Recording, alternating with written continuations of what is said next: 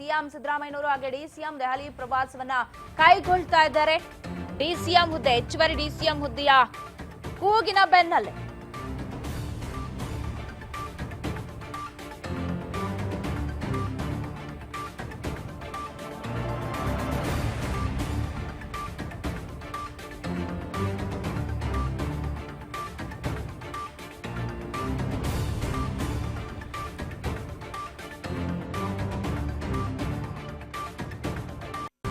ದೆಹಲಿ ಯಾತ್ರೆಗೆ CM DCM ಮುಂದಾಗ್ತಿದ್ದಾರೆ. Lok Sabha election ಬಳಿಕ ಕಾಂಗ್ರೆಸ್ನಲ್ಲಿ ಡಿಸಿಎಂ ವಾರ್ ಜೋರಾಗಿದೆ.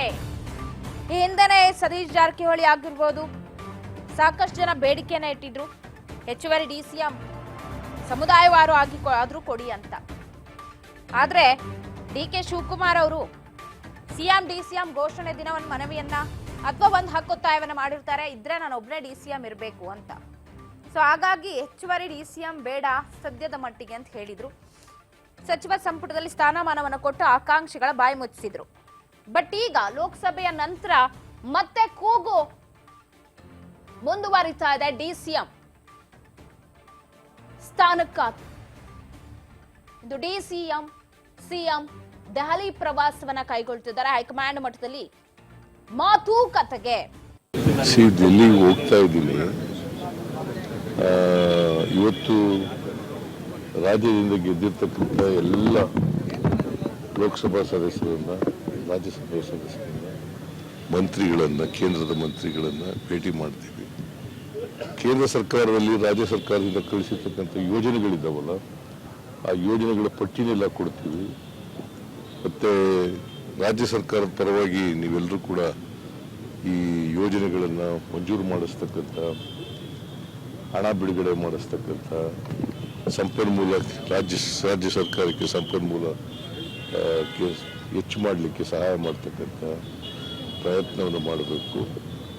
ಸೊ ಅದಕ್ಕೋಸ್ಕರ ಇವತ್ತು ಎಂಪಿಗಳು, ಹೊಸ ಎಂಪಿಗಳಿದಾರಲ್ಲ, ನೂತನವಾಗಿ ಆಯ್ಕೆಯಾಗಿರ್ತಕ್ಕಂಥ ಎಂಪಿಗಳು, ಅವರೆಲ್ಲರ ಮೀಟಿಂಗ್ಗಳು ಕೂಡ ಕರೆದಿದ್ದೀನಿ.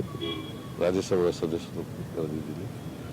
ಸೊ ವಿಶೇಷವಾಗಿ ನಮ್ಮಲ್ಲಿ ಕೂಡ ಅನೇಕ ಜನ ಮಂತ್ರಿಗಳು ಕೂಡ ಬರ್ತಾ ಇದ್ರ ಇಲಾಖೆಗೆ ಸಂಬಂಧಪಟ್ಟಂಥ ಯೋಜನೆಗಳನ್ನು ವಿವರಿಸಲಿಕ್ಕೋಸ್ಕರ. ನಾನು ಭೂ ಸಾರಿಗೆ ಸಚಿವರನ್ನು ಭೇಟಿ ಮಾಡ್ತಾ ಇದ್ದೀನಿ. ಆಮೇಲೆ ಪ್ರೈಮ್ ಮಿನಿಸ್ಟರ್ನ ಭೇಟಿ ಮಾಡ್ತಕ್ಕಂಥದ್ದು ಮಾಡ್ತಾ ಇದ್ದೀನಿ. ಆಮೇಲೆ ಹೋಮ್ ಮಿನಿಸ್ಟರ್ನ ಭೇಟಿ ಮಾಡ್ತಕ್ಕಂಥದ್ದು ಮಾಡ್ತೀವಿ.